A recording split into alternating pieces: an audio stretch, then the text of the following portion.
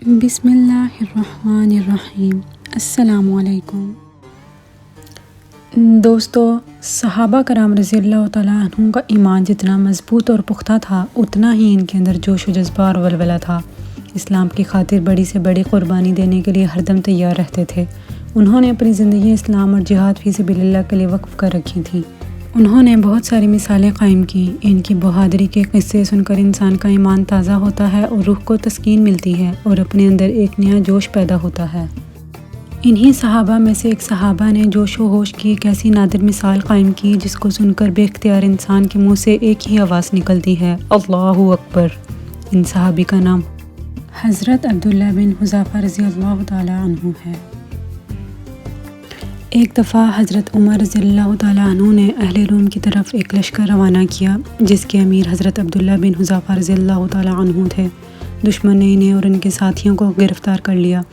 جب یہ مقدس قیدی بادشاہ روم کے پاس لے جائے گئے تو اس نے حضرت عبداللہ بن حذافہ کو پیشکش کی کہ اگر تم عیسائی بن جاؤ تو میں تمہیں اپنی سلطنت میں شریک کر لوں گا۔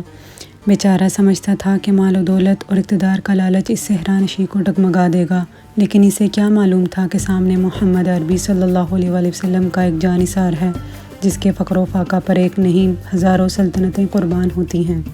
حضرت عبداللہ بن حذافہ نے اس پیشکش کو صاف ٹھکرا دیا۔ اس کا صلہ حضرت عبداللہ کو وہی ملنا تھا جو دنیا راہ حق پر ثابت قدم رہنے والوں کو دیا کرتی ہے۔ بادشاہ نے حکم دیا کہ انہیں سولی پر چڑھا کر تیر مارے جائیں یہاں تک کہ وہ ہلاک ہو جائیں۔ سپاہیوں نے انہیں سولی پر چڑھا دیا۔ کمانوں کے چلے ان کا جسم چھلنی کرنے کے لیے تیار تھے۔ موت سامنے رقص کر رہی تھی، لیکن بادشاہ یہ دیکھ کر حیران رہ گیا کہ اس بندہ خدا مست کے چہرے پر گھبراہٹ، پریشانی یا خوف و ہراس کا دور دور تک پتہ نہیں۔ موت سے آنکھیں ملا کر ایسے مسکرانے والے اس بادشاہ نے قبر کہاں دیکھے تھے؟ لیکن اس نے سوچا کہ انہیں قتل کرنے کا کوئی ایسا طریقہ اختیار کرنا چاہیے کہ جس سے یہ نڈر انسان بھی گھبرا اٹھے۔ چنانچہ اس نے حکم دیا کہ انہیں سولی سے اتار کر لایا جائے اور ایک دیگ میں پانی ڈال کر اسے جوش دیا جائے۔ جب دیگ کھولنے لگی تو حضرت عبداللہ کے مقدس ساتھیوں میں سے ایک قیدی کو لا کر ان کے سامنے دیگ میں ڈال دیا گیا۔ حضرت عبداللہ نے دیکھا کہ اس دیگ میں گرتے ہی ان کی ہڈیوں سے گوشت اتر گیا اور ہڈیاں چمکنے لگیں۔ بادشاہ نے کہا کہ اگر تم نے عیسائی مذہب اختیار نہ کیا تو یہی انجام تمہارا بھی ہونا ہے، لیکن یہ ہولناک منظر بھی حضرت عبداللہ کے پائے استقامت میں لغزش پیدا نہ کر سکا۔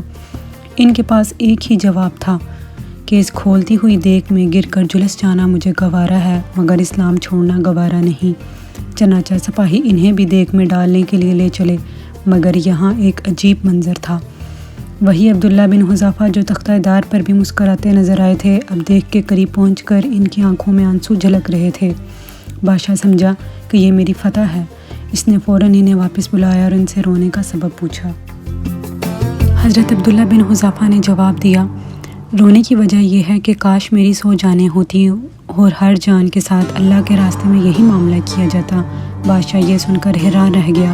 ایک انتہائی اذیت ناک موت کے منہ میں جانے والے کسی شخص سے اسے ایسے جواب کی توقع نہ تھی۔ بالآخر اس نے شاید یہ سوچا ہو کہ ایسے شخص کی سزا اسے مارنا نہیں زندہ رکھنا ہے، اس لیے ان سے مخاطب ہو کر کہا، اچھا تم میرے سر کو بوسہ دے دو تو میں تمہیں چھوڑ دوں گا۔ حضرت عبداللہ نے فرمایا، اگر اس کے عوض صرف مجھے نہیں بلکہ میرے تمام ساتھیوں کو چھوڑ دو تو مجھے منظور ہے۔ بادشاہ نے کہا، ٹھیک ہے، میں تمہارے تمام ساتھیوں کو رہا کر دوں گا۔ حضرت عبداللہ بن حذافہ آگے بڑھے، اس کے سر کو بوسہ دیا اور تمام ساتھیوں کو صحیح سلامت واپس لے آئے۔ جب یہ مقدس قافلہ حضرت عمر کے پاس پہنچا اور حضرت عمر نے پورا واقعہ سنا تو اپنی جگہ سے اٹھ کھڑے ہو گئے اور حضرت عبداللہ بن حذافہ کے سر کو بوسہ دیا کہ انہوں نے کیسے جوش ایمانی اور کیسے فراست و حکمت سے اپنے لشکر کی قیادت فرمائی اور کس معجزانہ طور پر انہیں واپس لے آئے۔